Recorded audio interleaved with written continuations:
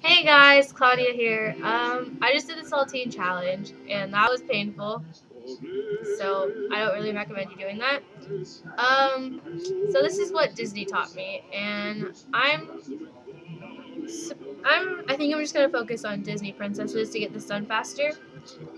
And so I'm gonna put on a Disney princess song, kind of. This wasn't really what I was looking for, but okay. So let's talk about how Disney princesses ruined my expectations on adulthood and well, not really adulthood because I'm only a child, kind of. I'm a teenager, but they seriously messed up my older life version views. Let's take Rapunzel. How does someone's hair get that long and that pretty over the course of your life without you needing one haircut, at least one, to get rid of all the split ends and stuff? And how do you brush your hair like that? That would be painful. I mean, but my hair can even grow that long. I don't even know if anybody's hair can actually grow that long without needing a haircut. I mean, I knew this one girl when I was in elementary school that went that her hair went all the way down to her knees, but she always wore it in a braid. And sometimes it looked shorter because she would get cuts, little haircuts at the bottom, but she would never really cut her hair. I don't understand that. I also don't understand how it can get so long where you can literally fling it off the side of the window that's 10 feet from, not even 10 feet, that's 100 feet from the ground, and have somebody climb up.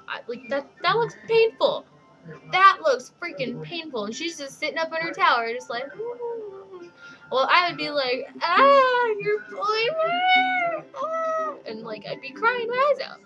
I mean, seriously, who wouldn't be crying their eyes out if someone was climbing on your hair and pulling on your hair, for real? That'd be painful.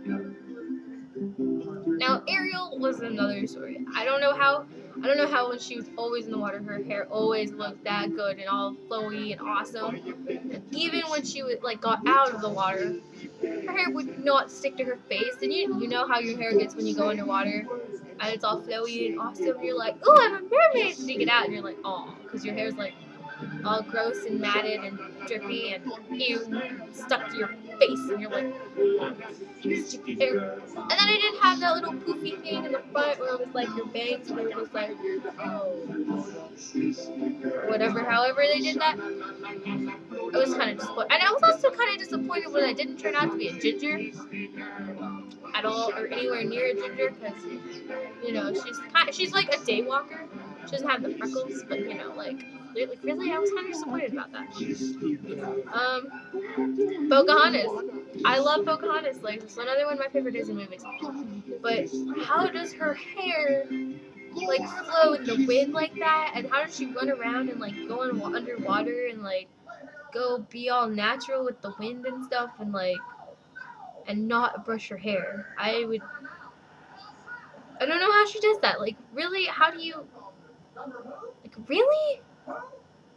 How do you not brush your hair? She didn't actually, we didn't actually see a hairbrush at all in the movie. It was just oh, can you paint with all the colors in the wind? And then it would, come back, and you'd be and it was all perfect, and now I'm just sitting here, and after I did that, my hair's already kind of matted, and I'm like, how does your hair not get like that?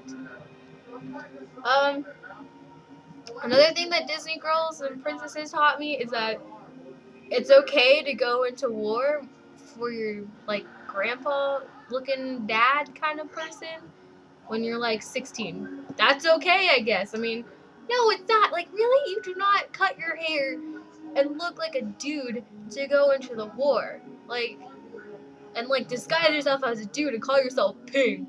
And then, have a little dragon in the back of your clothes, because that would literally creep me out if I had a little reptile type thing crawling down my back.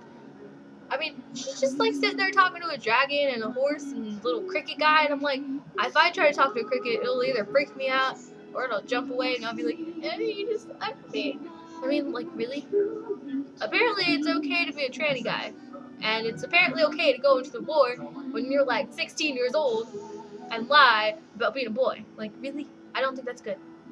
I think they're gonna find out a lot sooner then they found out. Like, literally, when he's grabbing on her shirt and he's, like, pulling her closer to, like, yell at her, yell up in her face, I'm like, this movie would have gone a lot faster if he had just looked down. Just looked down at her. Like, really.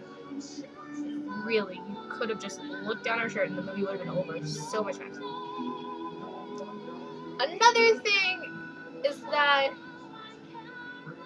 they go around singing everywhere. Like, they'll be, like, Belle. She was singing around and, like, she was in her, like, neighborhood market, and they were all singing, and she was just, like, reading a book and, like, avoiding all their stuff, and she knew exactly when water was gonna pour down on her head, and she would, like, reach up and hit the sign, and, like, I can't do that. I'm too short. Little short people can't do that. They'll just get all wet, and, like, they'll be reading their book, and I'm like, you can't do that. Like, literally, I honestly think that Disney movies taught you a lot, but I also think that they screw up people's minds because of that.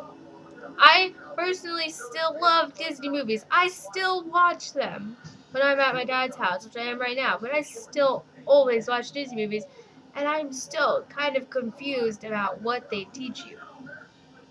It makes sense when you're younger, but then as you grow up and you actually start watching them again, and you, like, dissect the movie, you pick out all the little, like, jokes that they make that you don't understand when you're, like, 6 or 4, 2. They don't make sense to you at all. So, I mean, I don't understand. And then they teach you to be, like, afraid of old people and people who are ugly. I mean, like, Ursula's old, ugly, and fat, and scary, and witches, and they teach you that if old people offer you apples, you should not accept it because that could be poisonous. I mean, yeah, maybe it can be poisonous, but I honestly don't think that you should hate on old people for that. I mean, maybe they're just being a nice old lady and they're just like, here, dearie, have an apple, I love you, and it's like, oh, thanks. But you really need to figure out where that's from and, like, make sure it's not, like, crazy lady apple. But be nice to your old people friends. So, yeah, I guess that's it.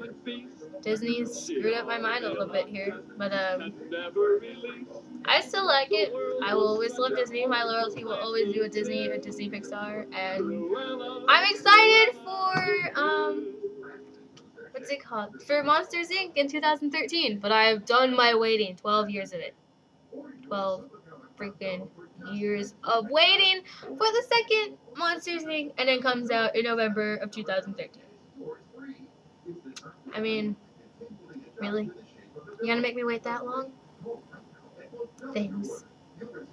I feel loved. Oh, and before I forget, has anyone else seen Brave? I have not seen Brave yet, and I am really excited to see that whenever I can. I really want to see that. I've gotten really good reviews on that. So, I haven't seen it, but I guess I recommend for you guys to go see it and tell me how it is. And, you know, let me know if it's actually worth the $12. Yeah. So,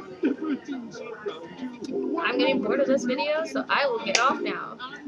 I will see y'all later, and I will post a 4th of July video and a happy birthday video for my friend. So, yeah.